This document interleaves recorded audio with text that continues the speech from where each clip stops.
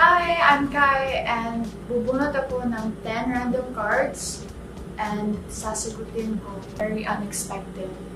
Wala talagang occasion. There was no special occasion. May natanggap akong letter, handwritten letter. And even if yung handwriting niya is super magulo yung handwriting niya, pero you know what? It's the thought that matters. Ano lang siya, parang ano lang sa notepad, tapos pencil na ang gulo-gulo ng handwriting niya. Pero yung thought talaga, I was like, oh. Tapos kinip ko. What do you consider your best physical feature? Honestly, it's my neck. Parang mataas kasi siya. And it's what gives me the height, really. The height booster. Yung iba may height boosters sa feet. Ako yung height booster ko na dito. So yung leeg ko, pinaka-best physical feature ko. Ano ang iyong love language? Yung love language ko ay none other than quality time. Kaya it's gonna be difficult na nasa loob ako ng bahay ni Kuya tapos wala yung mga loved ones ko. Pero okay lang kasi ako naman yung dito. Ako yung nag-volunteer. Gusto sumali.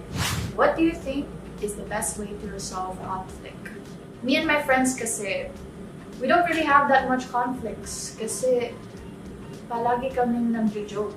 And I think that's the best thing that you guys should do as well if you and your friends, ano man, yung nanay mo ba, nagka-conflict kayo, dapat kayo, not joke, pero dapat you have to take things lightly lang. Kasi if you think about it, it's not that deep, guys. Come on, guys, like, just chill.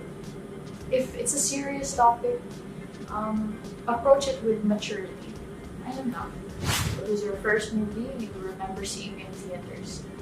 Oh my gosh, ito ay very traumatizing kasi my first time going to the cinemas, I watched Song Shui. What? I was like 8 years old, tapos go inside ako noon. I don't know what is going on with the system dun sa Cebu, pero pinanood ako noon kahit I was super young. Maybe kasi I was like tall, pero oh my God! Pinanood ko lahat and oh my gosh, I remember the scene na yung pang-patay sa rat, yun, and sinimot niya, tapos nahulog siya, and oh my gosh, that scene was so traumatizing. I was like 8. Oh my God. Sino ang paborito mong singer or actors, sports personality? Ito yung super hard kasi, as you know, I'm very, I love watching movies. I love media. So, ang masasabi ko, he's an actor, si Pedro Pascal. I love him in Narcos and The Mandalorian.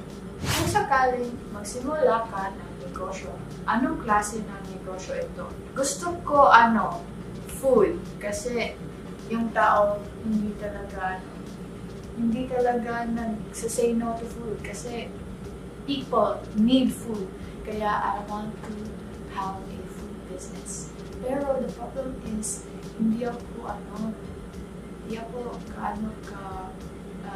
good at cooking.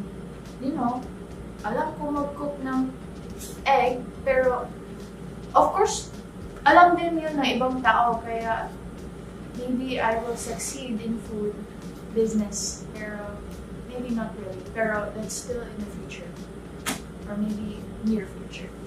If money was no object, what would you buy? I would buy everyone a house. Kasi ang daming walang house. Like, yung nagala kami ng mom ko, nakita ko yung mga same people that I saw a few days ago holding up a sign na, they need help and stuff. And I was wondering, ba't walang shelter for, basta yung mga people that lives in the street, ba't walang shelter for them? Para sa'yo, ano ang ibig sabihin ng tagumpay? Ooh, deep question. So I feel like the definition of success is when you feel like you have earned yourself and the people you love respect that you have succeeded into something. Kasi if you won something tapos you cheated naman, do you feel noble na, you gained that title that you have succeeded? Did you really succeed in terms of yourself? If you cheated or ano ba, like that. Kaya, just be truthful whether you lost or not. If you did succeed in the process of doing the task, then you have succeeded whether you lost or not. What does your name mean and why was it given to you? This is actually, this is crazy. The questions are so, I like the questions. And yung pangalan ko is actually Keisha. Hindi Kai. That's the half of Keisha. And paano naging Kai is most people kasi basta magsasabi sila ng name ko is Kaisha. And understandable kasi yun naman talaga yung spelling ng name ko, kaya Kaisha.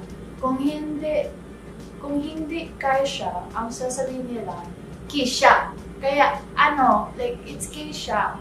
And parang nalilito ako kasi maraming Patricia, Trisha, Krisha sa aming school. Kaya sabi ko na lang, Kai. Ang ibig sabihin kasi ng Keisha, na with a long A, Keisha, in Japanese, is business. That's how you know I'm in business. Pero, hindi naman Japanese yung family ko. I don't know why they named me Keisha. But yun lang sinasabi ko kasi I put my name on Google and yun yung nakasabi. So, yeah, I do mean business. Pero wala talagang